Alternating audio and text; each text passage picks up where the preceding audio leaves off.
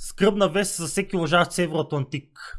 Тази сутрин е починал опозиционерът Алексей Навални. Първо искам да изкажа съболезнованията си към всички негови близки. Той, както знаете, беше сочен като главният критик на Кремъл и основният враг на Путин. Той е починал тази сутрин около 11 сутринта в руският затвор край село Мелехово, връщайки се към килията си след сутрешната си рутинна разходка.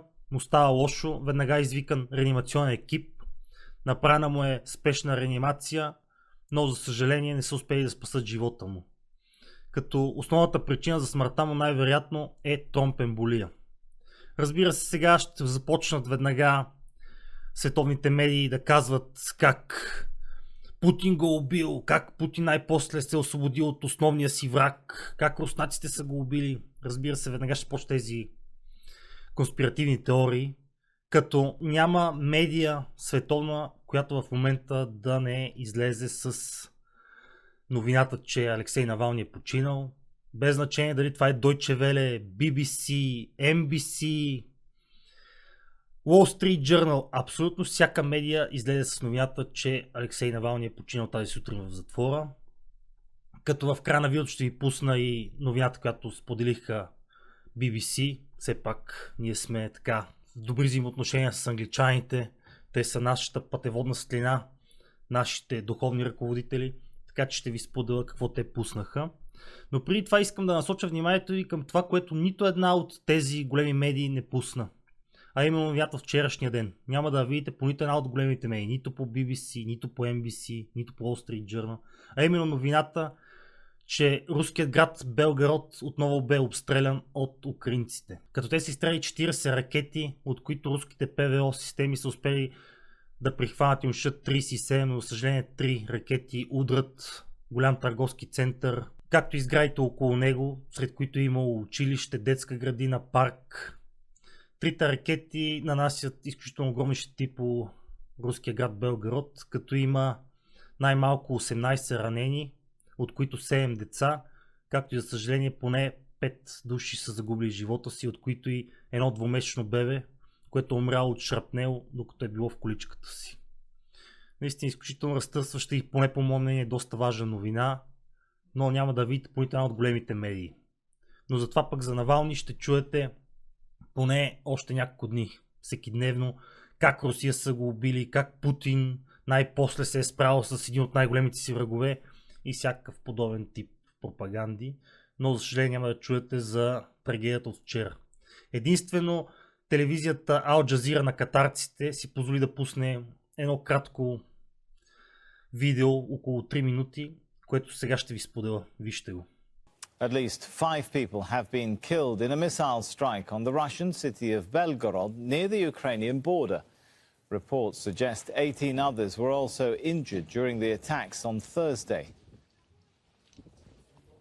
Yulia Shapovalova is live for us now in Moscow, and so are the latest attacks today being seen as part of the pattern of exchanges we've seen in the last 24 hours.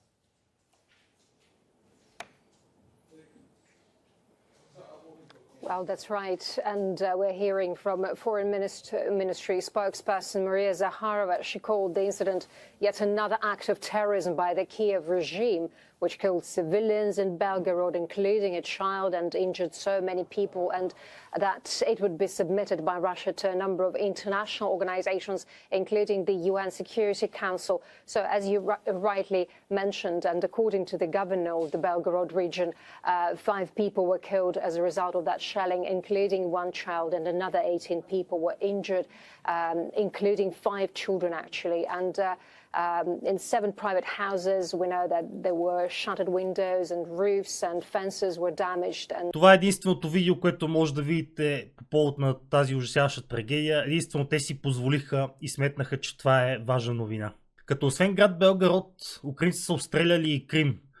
Те си стреляли множество ракети по града, но за щастие ПВО системите на руснаците са успели да прихванат всички ракети и да ги унищожат на време. За съжаление този късмет няма руският десантен кораб Цезар Коников, който е бил унищожен няколко часа преди атаките над Крим и Белгород. Така че вчерашния ден беше наистина изключително трагичен и пак имаше доста невинни жертви, но явно медиите по света не смятат, че това е кой знае каква новина, пък и все пак не е много удобно да кажем, че украинците, тези изключително смели герои, които пазят държавата си, които се борят за освобождението си, атакуват цивилни и убиват невинни деца. Пак ви казвам, детенцето, което е загинало в Белгород, е само на 2 месеца. Но това някакси не е политкоректно и не е удобно. Но толкова за вчерашния трагичен ден. Все пак, знаете, намирам се в YouTube, а тук не е много препоръчително да изказваш свободното си мнение. Така че нека се насочим пак към главната тема, а именно за смъртта на опозиционера Алексей Навални. Пускам ви и BBC какво споделиха по този повод и ще си видим в другото видео. Приятно гледане. Well, just a reminder of our breaking story here on BBC News, and that is that in the past few minutes, Russia's prison authorities have announced that the leading Kremlin critic Alexei Navalny has died. A statement online said that Mr. Navalny had felt poorly after a walk and lost consciousness soon afterwards. It added that doctors had arrived straight away, but that all attempts at resuscitation had failed. Now, details are still coming in, and I'm still joined by my colleague Vitaly Shevchenko. Vitaly, I just wanted to bring this in because we've just heard from Mr. Navalny's press secretary, who is saying that she has no confirmation at the moment of Mr. Navalny's death. But I assume that we should take what the Russian authorities are saying as fairly confirmed news. I'd be highly surprised if what's being reported by this official source were to be untrue. It's true that they have a certain track record of being economical with the truth, certain Russian official sources, but clearly this is not a matter they would misreport. Now, given that he was in jail and given that that particular prison is so remote, so far up in the north, it's obviously very difficult to ascertain what exactly happened to Mr. Navalny, if he's dead, what exactly caused his death. We know that the conditions under which he was held are pretty tough, and he had complained about them repeatedly. He had been put in what's known as the punishment cell on numerous occasions. His physical appearance since his incarceration in 2021, of course, it's suffered. He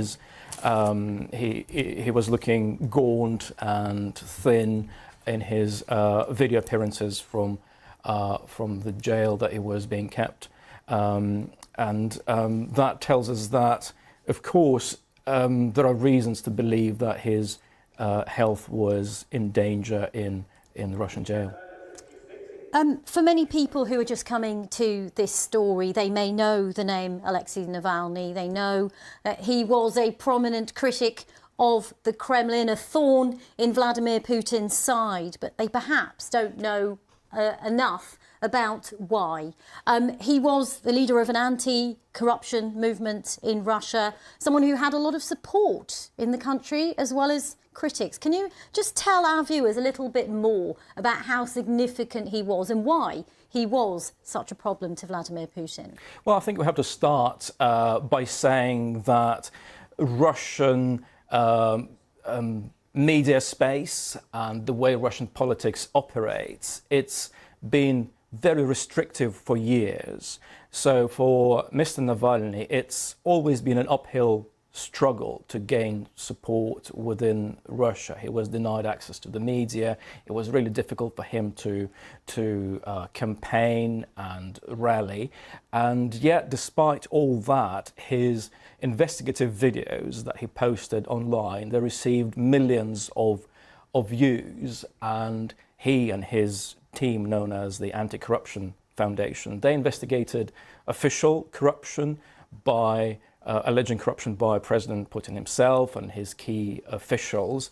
And even though Mr. Putin, his spokesman Dmitry Peskov, they repeatedly denied that there was any reason for them to pay any attention to Mr. Navalny whatsoever, clearly they did, and even the way they referred to him without mentioning his name suggested that they were concerned to say the least. So when Mr. Navalny was poisoned in August 2020, of course, fingers started pointing at the Russian security service, and later laboratories in the West, they confirmed that he was poisoned with military-grade Novichok agent. So that's why so many people are saying that Mr. Navalny has, for years, been the target of the Kremlin's pressure.